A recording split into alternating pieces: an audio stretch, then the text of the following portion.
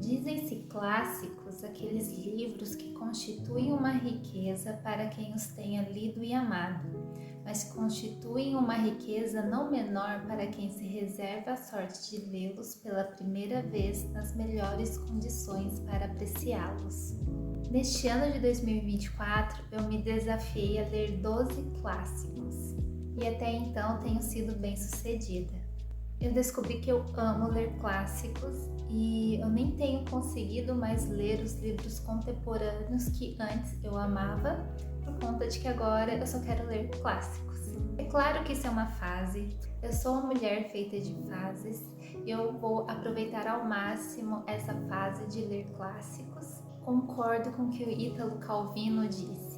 Os clássicos são aqueles livros que chegam até nós trazendo consigo as marcas das leituras que precederam a nossa e atrás de si os traços que deixaram na cultura ou nas culturas que atravessaram, ou mais simplesmente nas linguagens ou nos costumes. Eu sempre gostei de história, de imaginar como as pessoas viviam antigamente, o que elas vestiam, o que elas faziam, como que era a vida naquela época. E os livros contemporâneos, livros de época, não conseguem retratar isso tão bem quanto eu percebi que é retratado nos clássicos. Afinal, os autores viveram aquela época. E por mais que o intuito do livro não seja esse, é isso que passa para mim. E algo que eu tenho como regra antes de escolher um livro ou até mesmo um filme para assistir é o que o Ítalo Calvino diz nesse ensaio dele Porque Lê os Clássicos. A leitura de um clássico deve oferecer-nos alguma surpresa em relação à imagem que dele tínhamos. Por isso, nunca será demais recomendar a leitura direta dos textos originais, evitando o máximo possível bibliografia, crítica, comentários e interpretações. A escola e a universidade deveriam servir para fazer entender que nenhum livro que fala de outro livro diz mais sobre o livro em questão, mas fazem de tudo para que se acredite no contrário. Existe uma inversão de valores muito difundida, segundo a qual a introdução, o instrumental crítico, a bibliografia são usados como cortina de fumaça para esconder aquilo que o texto tem a dizer e que só pode dizer se o deixarmos falar sem intermediários que pretendem saber mais do que ele. O que eu gosto muito nesse texto é que diz exatamente o que eu faço. Antes de escolher qualquer livro para ler, eu evito ao máximo resenhas. Quanto mais alguém fala sobre um livro, menos interesse eu tenho de ler aquele livro. Então, se eu quero ler alguma coisa, a primeira coisa que eu faço é pegar o livro, ler a sinopse, pesquisar um pouquinho sobre o autor, ver o contexto histórico em que o livro se passa. Pronto, me interessei pela história, eu vou ler. E só depois que eu ler, eu procuro resenhas e procuro a opinião das outras pessoas a respeito daquele livro. Se eu faço tudo isso antes, procuro opiniões de outros, isso acaba interferindo na minha maneira de apreciar a história. Eu vou começar a história com uma opinião já formada. E eu gosto de ter a minha própria e depois compará-la com as opiniões das outras pessoas. Por isso eu vou indicar para vocês 3 livros clássicos para aqueles amantes de romance, sem dizer muito sobre o livro, só vou dar uma pincelada para te dar aquela vontade de lê-los. Todos esses livros se passam durante a fase do romantismo, então o foco do livro é o amor, é a paixão, é o exagero. Eles romantizam tudo, desde a morte, a vida, o nascimento, a tristeza, é tudo romantizado. E para quem gosta de um bom romance em que o casal é o foco principal da história, e geralmente os clássicos não trazem isso, eles trazem muito mais a história por detrás, o romance é meio que secundário na história. E já esses livros, para quem gosta de romance, que tem dificuldade de ler clássicos justamente porque quase não tem romance, esses livros traz o que o clássico tem de melhor e um bom romance para aqueles apaixonados por casais. E o primeiro livro que eu tenho para indicar é Amor de Perdição, de Camilo Castelo Branco. Um amor proibido, um rapaz bad boy e capaz de fazer qualquer coisa pela amada.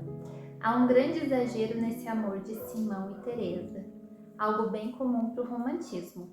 As famílias não aprovam a relação dos dois, por isso fazem de tudo para afastá-los. Porém, Simão é aquele rapaz que moverá montanhas para poder ver a amada e fará loucuras por ela, mesmo que isso termine em tragédia. O Amor de Perdição é o Romeu e Julieta português. Eu li este livro, eu acho que eu tinha uns 16, 17 anos. Eu amei naquela época e agora que eu reli ele, eu continuo amando. Tem uma frase do livro que resume exatamente o que a história quer dizer. Amou, perdeu-se e morreu amando. O segundo livro que eu tenho para indicar para vocês é Helena, de Machado de Assis. Machado ele é conhecido pela fase do realismo, mas ele também fez parte da fase do romantismo. E neste livro temos um romance estilo machadiano, mas com aquele exagero do romantismo. O conselheiro Vale morre e deixa em seu testamento a notícia para a família de que ele tinha uma filha fora do casamento. Estácio, herdeiro do pai, resolve trazer a irmã para morar com eles e usufruir da herança. Helena é uma jovem encantadora e bonita, deixando o irmão confuso a respeito de seus sentimentos por ela. Sim, este é um romance entre irmãos. No entanto, Helena traz consigo um segredo, deixando o irmão sempre perdido e confuso com algumas atitudes dela. Com certeza este é o meu livro favorito do Machado até o momento. Tudo bem que eu só li dois, Dom Casmurro e Helena. Entre Dom Casmurro e Helena, eu prefiro Helena, justamente por fazer parte dessa fase do romantismo. Um trecho que resume bem essa personagem, essa heroína de Machado de Assis é o seguinte: sou uma pobre alma lançada em um turbilhão. E o terceiro livro é, claro, Senhora, de José de Alencar. Eu nunca vou deixar de indicar este livro para aqueles que amam ler um romance e quer entrar numa literatura clássica também.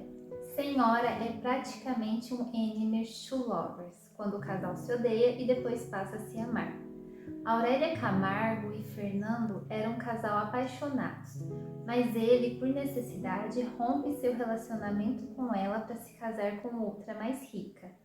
Aurélia era pobre, contudo inesperadamente herda a fortuna do pai, tornando-se a mais rica da corte do Rio de Janeiro. Fernando, com o orgulho ferido, sofre ao ver a amada e, ao mesmo tempo, sente um pouco de raiva dela. Aurélia, por sua vez, usará de sua fortuna para fazer Fernando pagar por tê-la deixado. É impossível não se divertir com este casal orgulhoso e torcer para que eles fiquem juntos no final. Tem um parágrafo neste livro que resume toda a história para vocês. Representamos uma comédia na qual ambos desempenhamos o nosso papel com perícia consumada. Podemos ter este orgulho, que os melhores atores não nos excederiam, mas é tempo de pôr termo a esta cruel mistificação com que nos estamos escarnecendo mutuamente, Senhor. Entremos na realidade, por mais triste que ela seja, e resigne-se cada um ao que é eu, uma mulher traída, o Senhor, um homem vendido. Em seu ensaio Por que ler os clássicos, Ítalo Calvino diz o seguinte: ler os clássicos é melhor do que não ler os clássicos. E eu espero que estes 3 livros te ajudem a entrar nesse novo universo literário em que eu entrei e não consigo sair mais.